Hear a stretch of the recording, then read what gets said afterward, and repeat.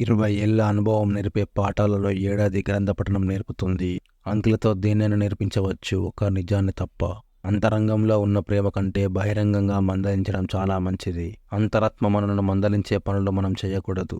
అంత్య నిష్ఠూరం కన్నా ఆది నిష్ఠూరం మేలు. అందం అన్నది సత్యం యొక్క శోభ. అందమైన వస్తువు ఎప్పుడూ ఆనందాన్నిస్తుంది. అందమైనది మంచిగా ఉంటుంది. మంచిగా ఉన్నవాడు అందాన్ని పొందుతాడు. అందరి సంతోషంలో నీ సంతోషాన్ని వెతుక్కో. అందరి పట్ల విధేయత కనపరచండి, కానీ మీ నమ్మకాలకు భిన్నంగా ప్రవర్తించకండి. అందానికి కళ్ళకి అవినాభావ సంబంధం ఉంటుంది. అక్షర రూపం దాల్చిన ఒక స్థిర చుక్క, లక్ష్యం మెదళ్లకు కదలిక. అజ్ఞానం అనేది అభివృద్ధికి, మార్పుకు ఎప్పుడూ అడ్డుగోడే. అజ్ఞానాన్ని కప్పిపెడితే మరింత ఎక్కువ అవుతుంది. నిజాయితీగా అంగీకరిస్తే ఎప్పటికైనా దాన్ని తొలగించుకోగలమన్న ఆశ ఉంటుంది.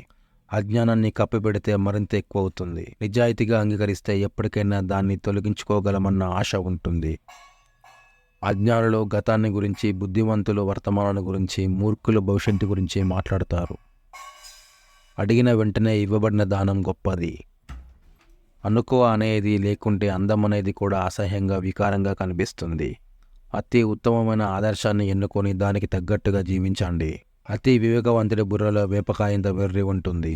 అత్యాశకు గురికాని వారు చిన్న విషయాలలో గొప్ప విజయాన్ని సాధిస్తారు. అదుపులో ఆనందం, పొదుపులో భాగ్యం. అదృష్టం సంసిద్ధంగా ఉన్న మనస్సునే వరిస్తుంది. అదృష్టం సాహసవంతులను వరిస్తుంది. అధైర్యానికి అవకాశం ఇవ్వకు.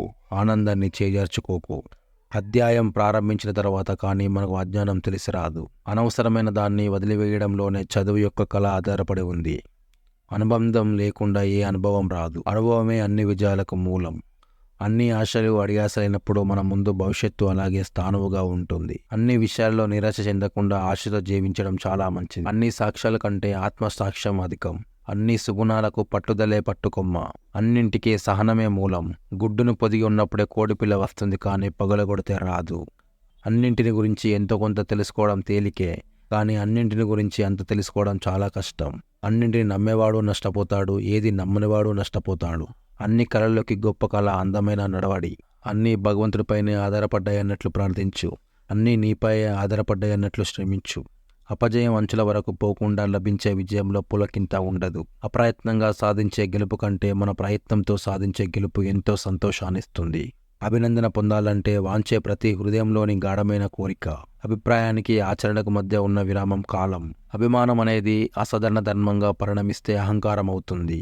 అమృతం దొరకలేదని విషం తాగుతామా? మీ కోరిక తీరే వరకు శ్రమించండి. అరకొరగా ఏ పనిని చేయవద్దు.